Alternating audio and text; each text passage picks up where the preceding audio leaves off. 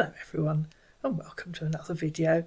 We haven't had a crypto investigation recently, so let's have one.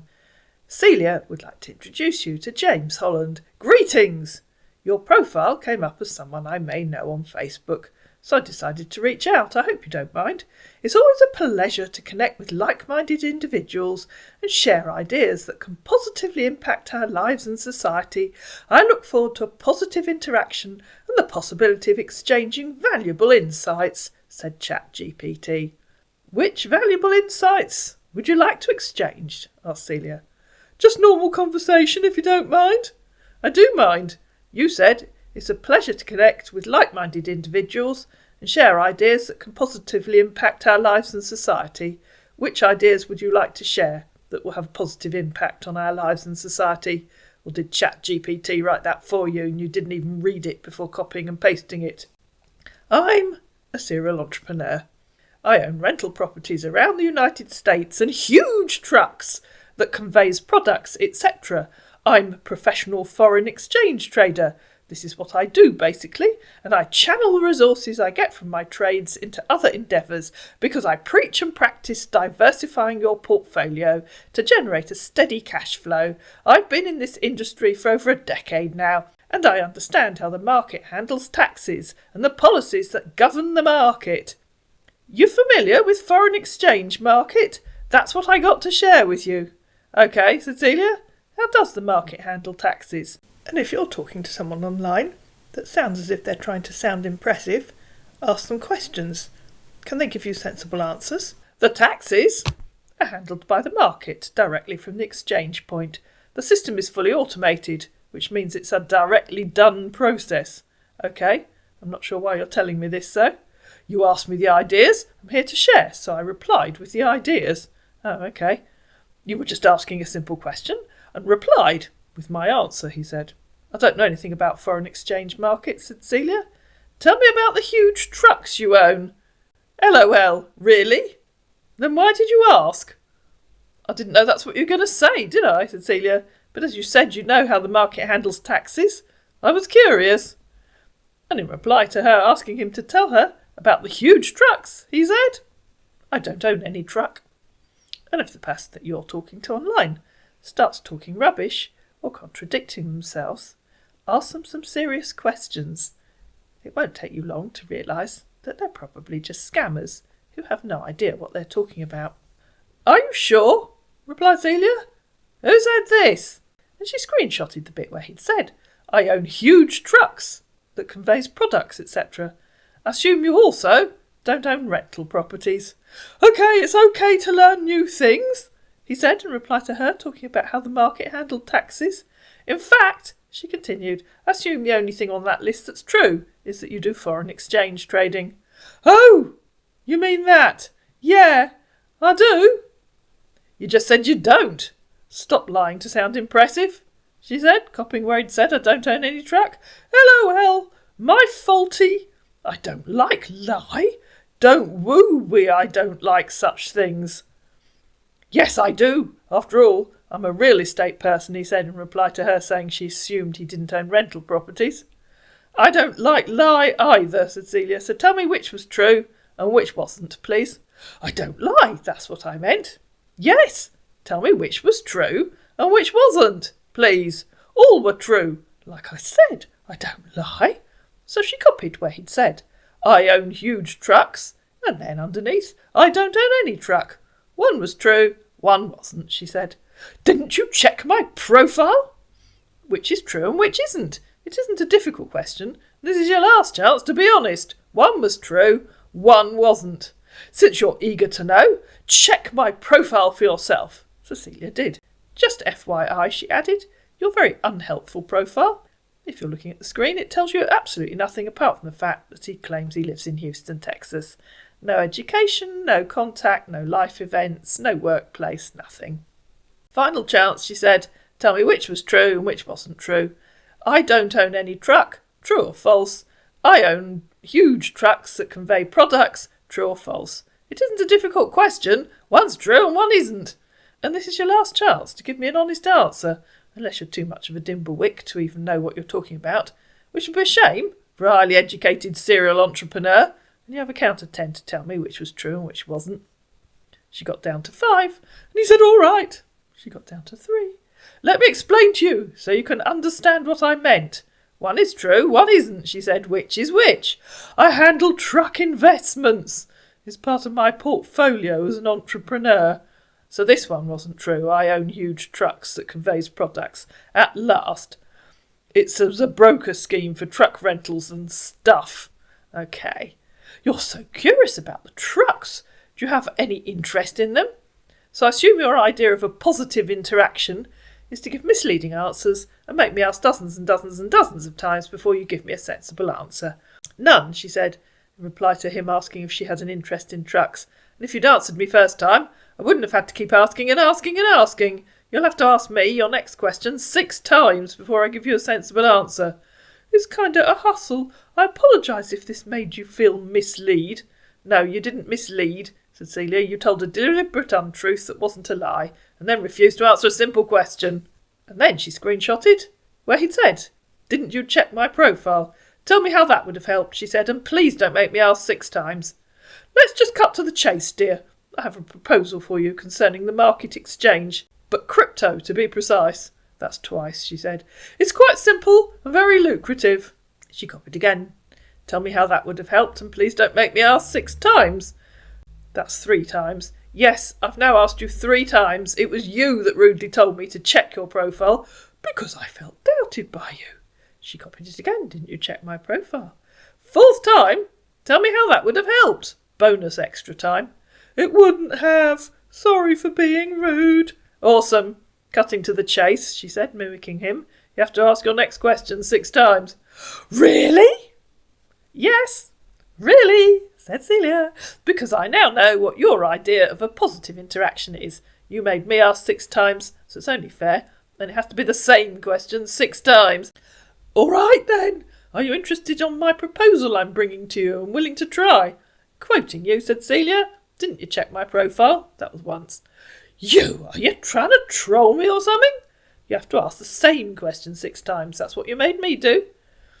And so he asked 3 more times. You're doing well, said Celia. That's 4 times. He asked again. It's very annoying, isn't it, said Celia, when someone won't answer a simple question. Yes, it is, and I've apologised for it. And you've only asked 5 times. Apologising doesn't change the fact that you did it. He asked again. That's the last. Awesome, said Celia. Congratulations, you can count up to 6. Yes, I might be, but you haven't given me a proposal yet. All right then, let's proceed with the proposal, right? I've no idea until you tell me what it is. All right. I bring a platform that offers digital crypto marketing and trading. Surely you've heard or even used crypto before now.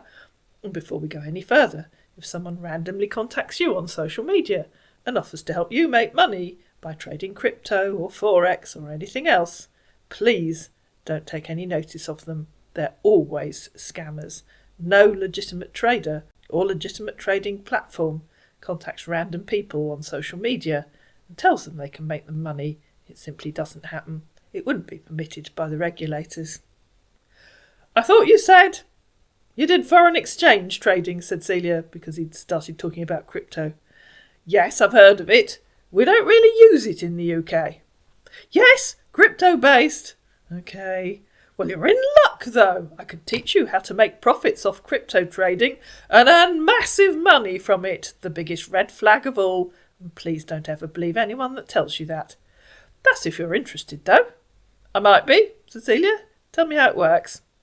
We use methods of trading to accumulate and earn profits. From there, using a little capital effort and a standard trading platform, which I'll be showing you. I'm not sure I understood that, Cecilia. What's capital effort? It's not a term I've heard before. Apparently it wasn't a term Amanda had heard either. Let me break it down a bit. On trading, you place a trade order with a specific amount of funding, which is called a start-up capital for a beginner. It's as an investment scheme where you place trade with your capital to earn estimated profits back from the trade. OK, you'd have to show me what you mean by placing a trade. Do you mean I choose which trades to make? We have various trading catalogues and estimates of profits from each of them. Not sure that answers my question, Cecilia, but maybe it does. Are they PDF catalogues? My phone's ringing. Be right back. I can show you how to make a trade request for the catalogue to be sent to you, if you're ready. OK, she said. Will it be emailed to me? Yes, it will. Are you now interested? OK, can you email me the catalogue so I can take a look at it, please? And she gave him her email address. It will be sent to you from the trading management directly. Hold on.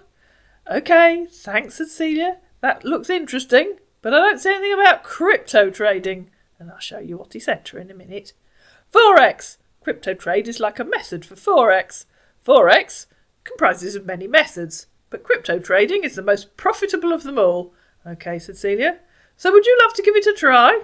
Yes, she said. Why not? All right then. I would refer you to the trade manager for further instructions on how to go about the trade and everything. OK. All right, quick question. Are you on Telegram? No, I'm not, she said. I dislike it. Plus, I don't give my number to people online.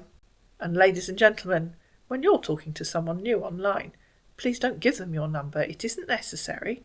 There are other ways that you can chat with people. You can talk to them on the platform they've contacted you on. You can use Google Chat.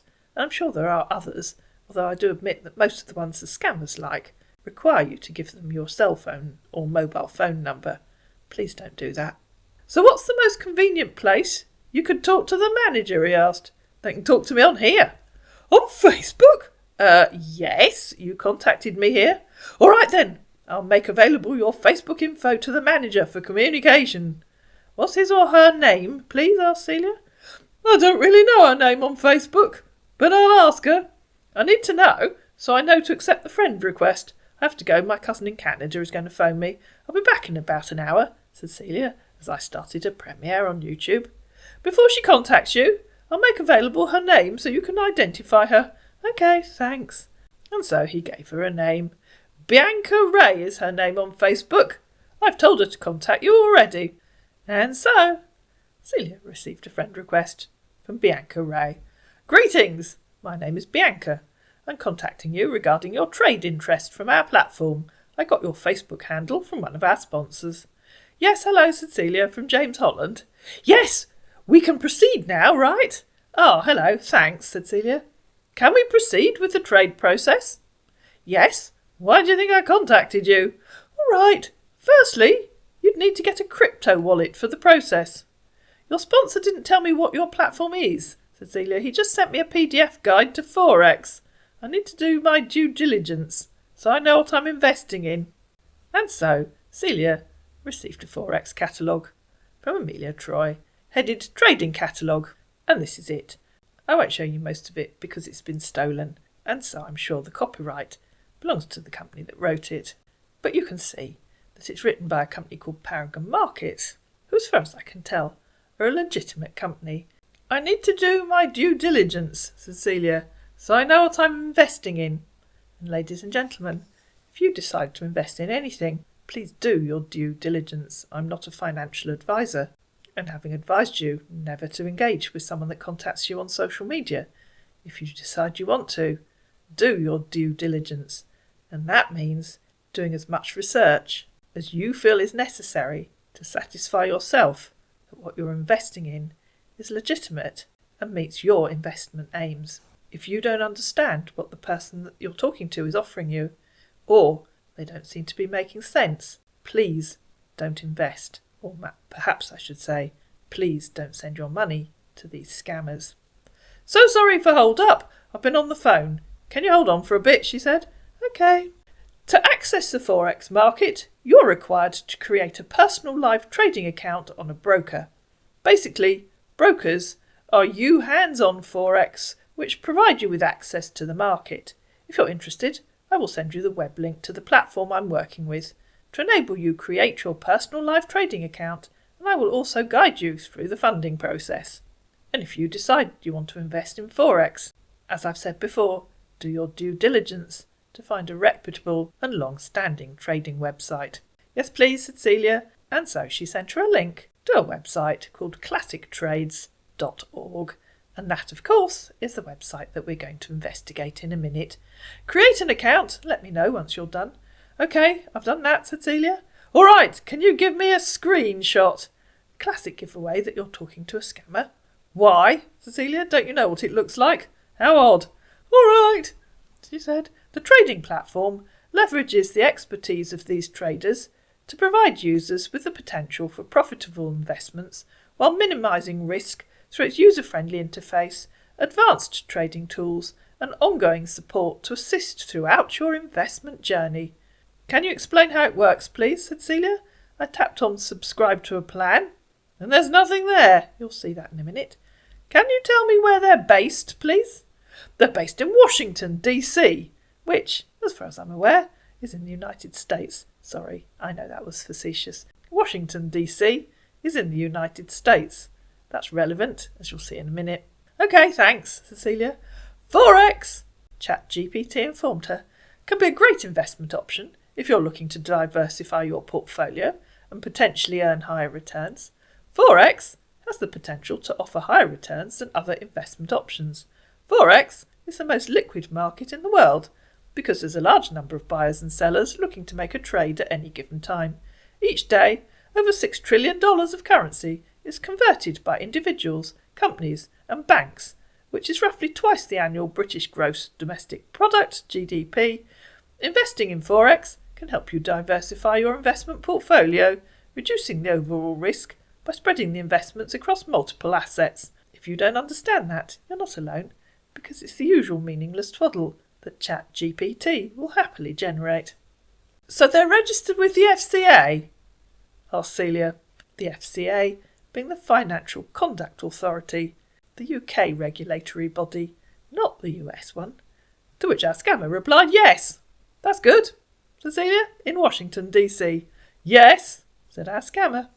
And if the person that you're talking to tells you that the system they're using is regulated by any financial authority anywhere in the world, then there should be a searchable database on their website that you can check to see if they're telling you the truth.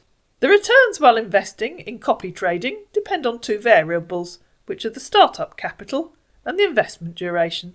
Do I have to choose which trades to do? Asked Celia. Yes. Forex trading gives you the opportunity to trade a wide variety of currency pairs, trading on global events and the relative strength of major and minor economies. How do I choose which trades to do? She asked. Our offering lets you trade over 80 currency pairs, including major currency pairs like GBP/USD, Euro/USD and USD/JPY, minor pairs like USD/ZAR and several others, emerging currency pairs like USD/CNH and others, exotic pairs like Euro/CZK, TRY/GPY. These pairs are all available to trade on our award-winning trading platform. And when you create an account with us... She'd obviously copied and pasted from somewhere, but hadn't copied all of it, and didn't think to add a full stop at the end. And just take note of that. It's an award-winning trading platform. We'll look at that in a minute as well. I tried Googling parts of that paragraph, but didn't find anything. The minimum investment amount varies. I always advise investors to kickstart with a reasonable amount, because it means I can steal more from you. No, she didn't say that. Because it gives them more advantages, and also secures a better trading position in the market. That doesn't answer my question, does it, Cecilia? How do I choose which trades to do? This here is the currency we trade on in classic trades. That still doesn't answer my question, said Celia. How do I choose which trades to do? You said I have to choose. How? When you create an account in the platform, then it's automatically Euro/US dollar you're trading, depending on your country of origin. OK, but that's all Forex with regular currencies. James Holland was talking about crypto trading. Was he wrong? You fund your personal live trading account with crypto. That's why he told you it's crypto trading. And of course those two are not related. Paying for something with crypto isn't trading crypto, is it? So he was wrong, said Celia. It isn't crypto trading at all. I'm not confident that he knows what he's talking about. And the website doesn't need paying in crypto. I can use PayPal. Are you sure that you know what you're talking about? Or I can use Stripe and give my card number. Yeah, sure, I know what I'm talking about. Then they've changed things, because I don't need to fund my account with crypto. They must have updated their payment methods. Yes, all payment is made via crypto, she tried. No, said Celia, they've updated their site. It isn't. I'll guide you through the funding process if you have a crypto wallet. So Celia copied the bit where it said you could pay with Stripe and asked for your card number. No crypto needed, she added. You need to familiarise yourself with the changes. OK, you can use your card then, said our scammer, getting the point. OK, I need to do my due diligence first. I'll look at it again tomorrow morning. All right. How much are you willing to start up with? I'm thinking £500, said Celia. That's nice. I always advise investors to kick-start with a reasonable amount because it gives them more advantages and also secures me a better income from stealing from you, and also secures a better trading position in the market. I don't know your financial capability at the moment, but starting with a capital of $1,000 to $5,000 will be a great approach for you. Those two statements contradict each other, said Celia, because she'd said £500 was nice and then explained why it wasn't. No, it's not, but since you say you were thinking about £500, then that's not a problem. OK, said Celia, I'll do some research and get back to you tomorrow. I need to be confident of what I'm doing. As long as login information is kept confidential, deposits and returns on investment, ROI, are protected, making invested cash safe. Protected by what? Well, she's about to tell you. The trade union verifies and keeps track of every transaction. The trading process is free from any sort of fraud. Which trade union? Asked Celia. And trade unions, of course, are unions for workers to protect their rights. The Financial Conduct Authority, she said. Do you know what a trade union is? Asked Celia. Of course, said our scammer, resorting to Google. Your deposit and return of investment is safe, as long as the login information of your personal live trading account is protected. Tell me what it is, please. Google, of course. Obliged. A trade union is an organisation made up of members, a membership-based organisation, and its membership must be made up mainly of workers. Awesome, said Celia. How does that relate to the Financial Conduct Authority? Trade unions and the Financial Conduct Authority, FCA, intersect, mainly around the regulatory aspects of financial products, services and advice that may affect union members. In other words, the FCA regulate pension schemes and other financial advice that trade unions may give their members. I'm not a union member, said Celia, so it's obvious you have no idea what you're talking about, so I won't be investing. You're not a union member, she stated. No, I'm not. Classic Trade, she tried, is the union member. No, they aren't, said Celia. Which trade union are they a member of? ASLEF, perhaps, which is the UK trade union for train drivers, or Unison, which is the UK trade union for public sector workers. Yeah, Unison, she tried. So your website, based in the US, thinks it's a UK public service worker. Yes, it's registered under the UK public service. ROFL. You're really bad at this, aren't you, said Celia. Goodbye. Grow up and go back to school. I don't get, she added, and disappeared for the night. I was going to ghost her at that point, but, as you'll see later in the video, Celia decided to return the following morning. Now, let's take a look at that investment website. And here it is, classictrades.org. The first thing that happens when you go to the website is you get this pop-up which says, notice, all trades placed and investments are 100% secured, so traders should be 100% confident, as there will always be success in trade. Now that, of course, is something that no trader can guarantee. All investments carry risks, and one of the main risks is that you'll lose some or all of your money, and the FCA would never allow that on a legitimate regulated website. Let's say OK. And now we'll do our usual investigation into the website. And as I've often said, the steps that I take are not definitive. They're just the ones that come to me as I'm looking at the website, and they're steps that anyone can take. So first of all, we're going to do a Who Is search on that domain name and see when it was registered. Because look, here it says, invest in a stable platform for the future, the world's most popular way to buy, sell and trade crypto, trusted by millions since 2011. Has it been? And here is the information about that domain name. It was registered 54 days ago, on the 3rd of September 2024. It was registered with Namecheap, who are a long-standing reputable registrar, and I will report it to that email abuse@namecheap.com. Okay, the next thing I always do is scroll right down to the bottom, because this is the part of the website that most scammers forget to set up. Let's look at the company information. Let's look at About. Oh dear, that just takes us back to the top. Let's go back to the bottom again and let's meet their team. Meet our team. Oh dear, that also takes us back to the top of the website. Let's go to Contact Us and let's find out all their contact information. Remember, she told us they're based in Washington, DC. All there is on there is an email address and a form, no physical address. Let's go back to the top and just scroll down, because you're going to like this bit, guys. There are awards and certificates. Remember, they're supposed to have been certified by the FCA.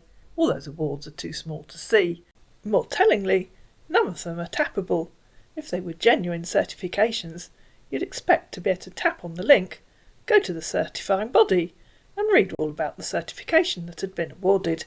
Let's just zoom in on some of those tiny certifications. Apparently they were the Binary Mag Top Broker of 2016. Well, we can probably Google that.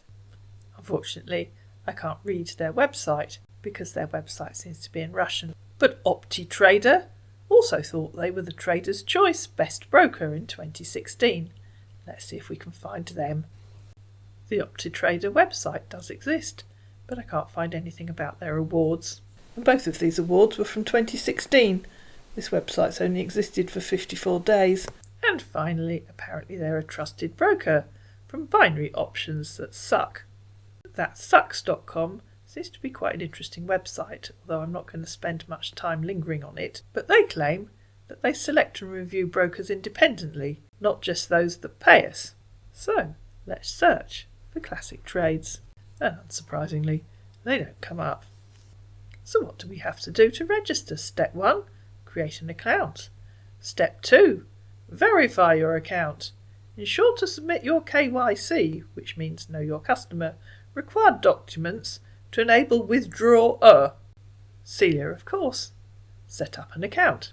Was she required to submit her KYC documents? Of course she wasn't. And if you're asked to submit your documents, please make sure that you're submitting them to a proper reputable site and not sending all your personal details to scammers. And so this is what Celia saw the previous night when she went on the website and she was talking to Bianca. Subscribe to a plan, it said under Invest. But oh dear, there aren't any. Does that sound like a reputable site that's been in existence since 2011? At the top of her user area, it says, fund your account. And this is how Celia knew that she wasn't just required to play using crypto. There's a PayPal option. Curiously enough, they're asking you to screenshot and upload proof of payment.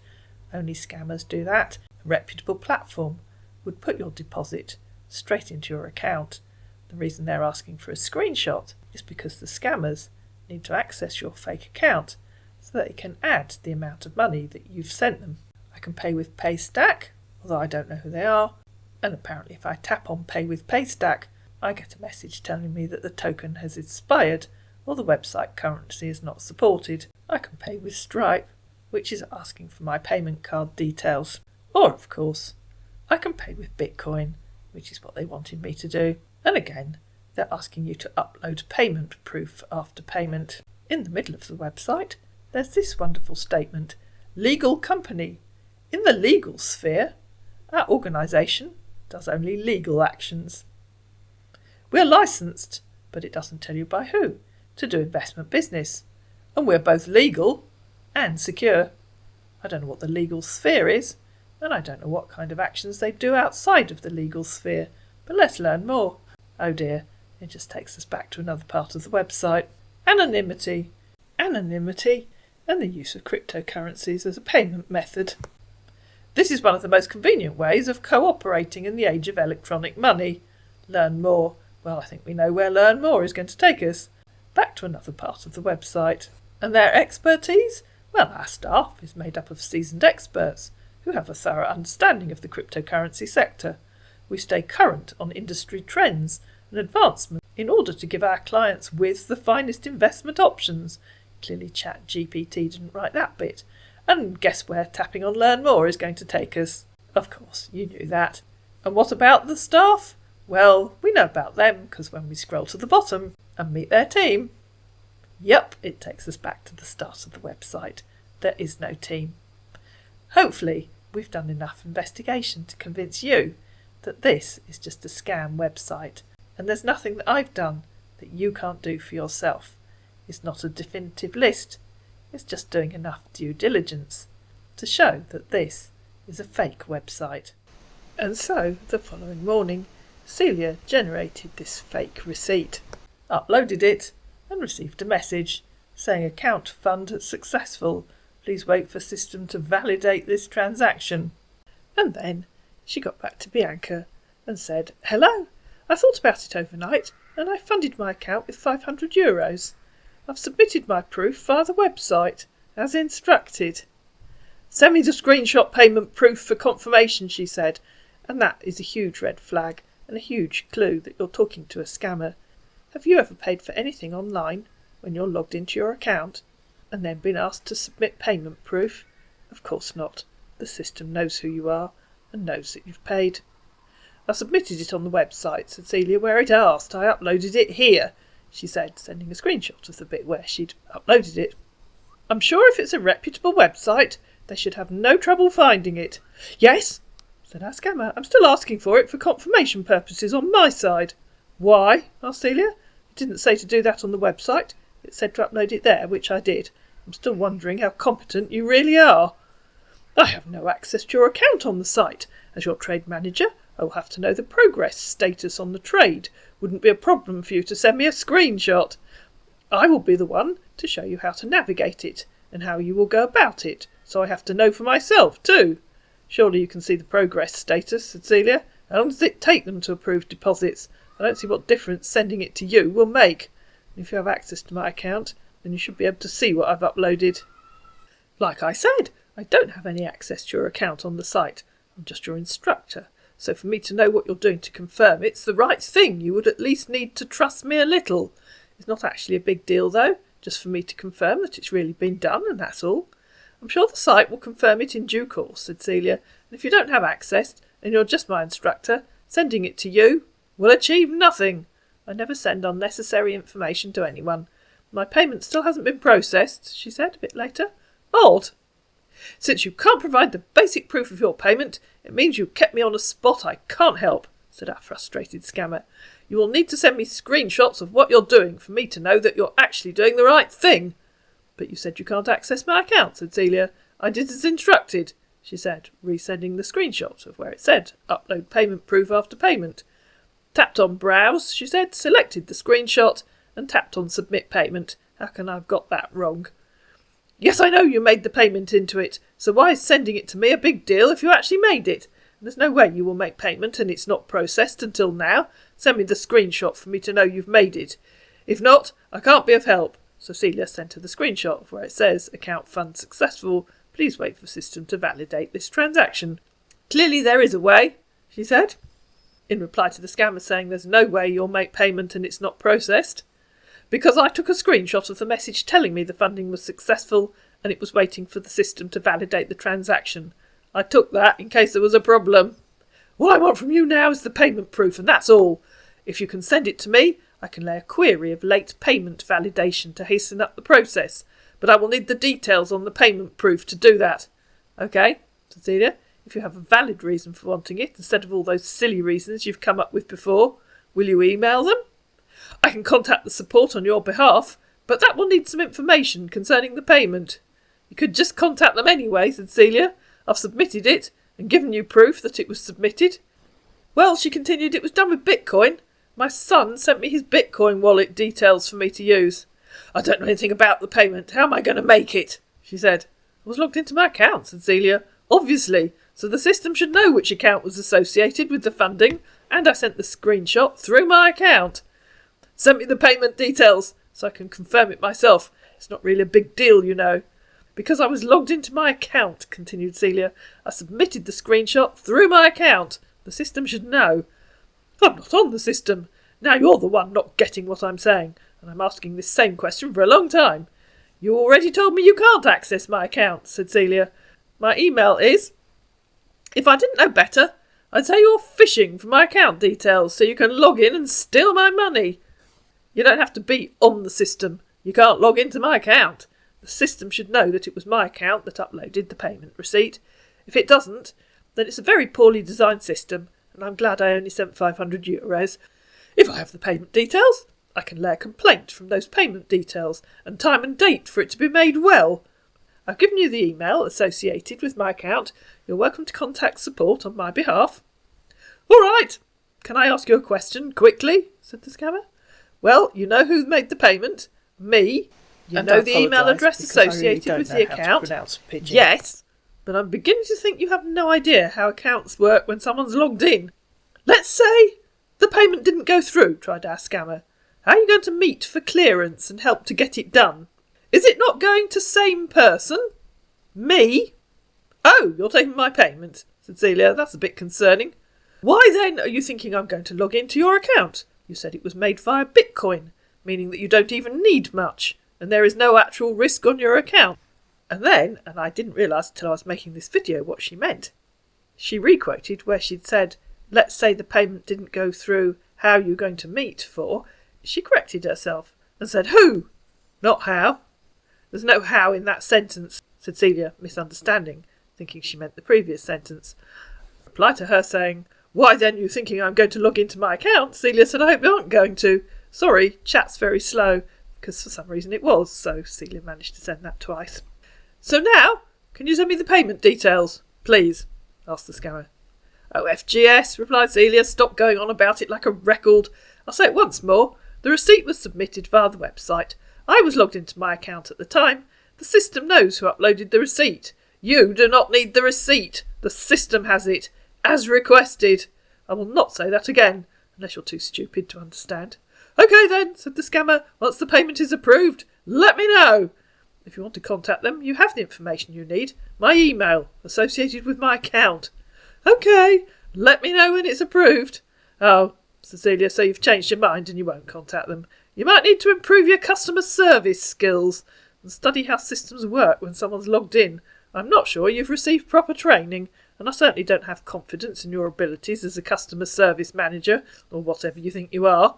You refused to do as I asked, so instead of to prolong the conversation, I let you do what you think is best. If I'm to contact them, would be on my own terms. I won't tolerate insults from you. Please, if the payment is approved, contact me for further instructions. And I'm running out of tolerance for your incompetence, replied Celia. Have a good day, said our scammer, and disappeared. And it won't surprise you to know that the following morning, Celia's account balance hadn't changed. So, she contacted support on their website. And to find out what happened when she did, you're going to have to watch episode 2. It was a surprise to me that there was an episode 2, because originally I finished with episode 1 and about another 10 minutes of this video. Then things took an unexpected turn, and to find out what that was, you're also going to have to watch episode 2. I hope you enjoyed this episode.